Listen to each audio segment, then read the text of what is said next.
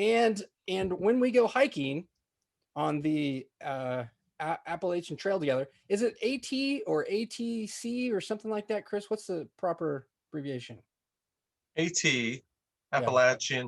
Appalachian Trail. Yep. If you're from the south of the Mason-Dixon line, it's Appalachian. Appalachian. Most most people say Appalachian. I'm not going to run any of it when we hike this part of this together, but I will wear this shirt one of those days, for sure. Maybe 3 of those days. I don't know how many You'll days. probably run sections of it. There's definitely parts where you can't help but pick up some speed, as long as your pack's not too heavy. And if your pack fits properly, you can actually run with a pack on, do some trail running. I'm just going to eat grubs and lick dew off morning leaves and stuff. That night I came out of the Smokies and hiked into midnight. I was running some sections of that. Oh, I bet you were. Running from a rattlesnake.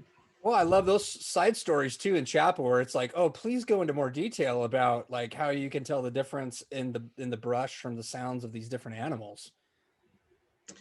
Yeah, which is funny because a squirrel can actually sound like something much bigger than a squirrel.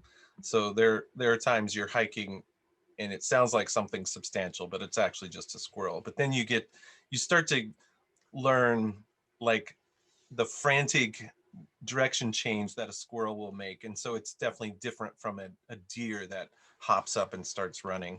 Mm-hmm. And deer are actually more quiet than squirrels and rabbits. They tend to hop off a little more quietly. Squirrels are dragging leaves with them, wherever they run or whatever. But I want the opportunity to attune. Then the bear was like, I mean, that's like nothing I'd ever heard before. So that was like, okay, either there's a rhinoceros charging or that's a bear.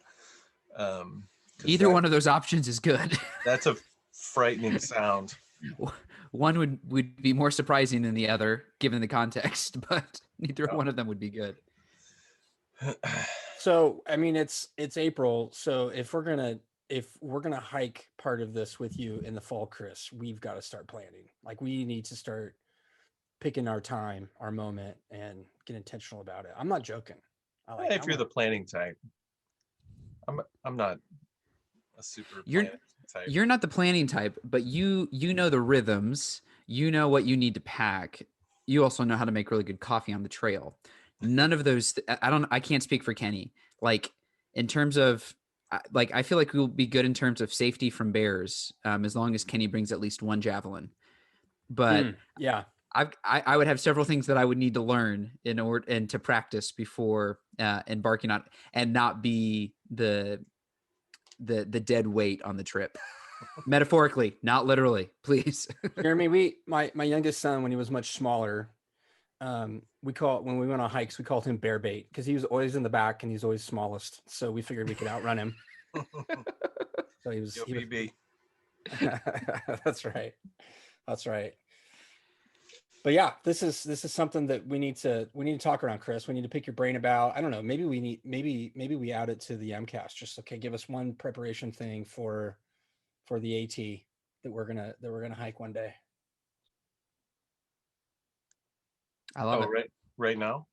Well, let me ask you a question about. I mean, you could if you have one on top of your head. I feel like you've given us some preparation sound animal stories. I noticed in a picture that you shared in the chapel video that